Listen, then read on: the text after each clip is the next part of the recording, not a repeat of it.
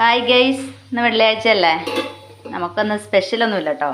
അപ്പം ഞാനിന്ന് കുറച്ച് മുരിങ്ങയില പറമ്പിലുണ്ടായിരുന്നു, അത് പൊട്ടിച്ചുകൊണ്ട് വന്നു.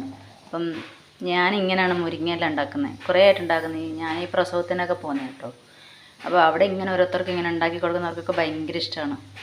അപ്പം ഞാനിപ്പോൾ ഇതിൽ ഇന്ന് ചേർത്തേക്കാൻ എന്താ പറയുക, മുരിങ്ങയില അടിയിലുണ്ട്, മോളിൽ ഇട്ടേക്കുന്ന എന്തൊക്കെ സാധനമാണെന്ന് ഞാൻ പറഞ്ഞുതരാം കേട്ടോ. നിങ്ങൾ അതുപോലെ ഒന്ന് ചെയ്ത് നോക്കും, നല്ല ടേസ്റ്റാണ്. 2 പച്ചമുളക് ഞാൻ ഇട്ടിട്ടുണ്ട്, കട്ട് ചെയ്തിട്ടില്ല. അതാ അങ്ങനെ തന്നെ ഇട്ടിട്ടുണ്ട്. 2 പച്ചമുളക് പഴുത്തത്, പിന്നെ ഒരു 8 വെളുത്തുള്ളി ചെറുതായിട്ട് കട്ട് ചെയ്തിട്ടുണ്ട്, പിന്നെ ഒരു 9 ചുമന്നുള്ളി, ചെറിയ ഉള്ളി ഉണ്ടല്ലോ, അത് കട്ട് ചെയ്തിട്ടിട്ടുണ്ട്.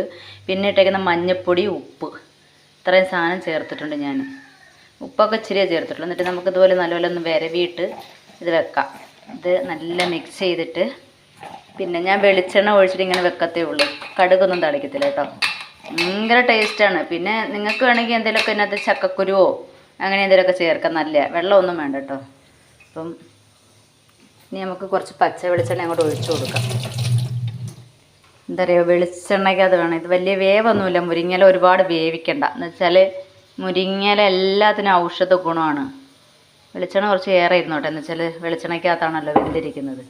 അപ്പോൾ ഒരു 5 സ്പൂൺ വെളിച്ചെണ്ണയോളം ഒഴിക്കട്ടെ. ഞാൻ പിന്നെ 5 സ്പൂണൊക്കെ എനിക്ക് കണക്ക് ഇതറിയാം, അതുകൊണ്ട് ഞാൻ. അപ്പോൾ ഇത് നമുക്കിനി നല്ല വേവിക്കാം, മൂടി വെച്ചങ്ങ് വേവിച്ചാൽ മതി. വേവിച്ചിട്ട് നമുക്കിത് കഴിക്കാം. ഭയങ്കര ടേസ്റ്റാണ്. ഇന്ന് ഞങ്ങൾക്ക് കഞ്ഞിയും ചെറുപയറുമാണ്. കഞ്ഞിയും ചെറുപയറും അതിൻ്റെ കൂടെ ഈ മുരിങ്ങയില തോരനും പൊളിയാണ്, ഒന്നും പറയാനില്ല. നിങ്ങൾ ഇതുപോലെ ഒന്ന് ട്രൈ ചെയ്ത് നോക്കട്ടോ, എല്ലാവരും ഉണ്ടാക്കണം, നല്ല സൂപ്പറാണ്.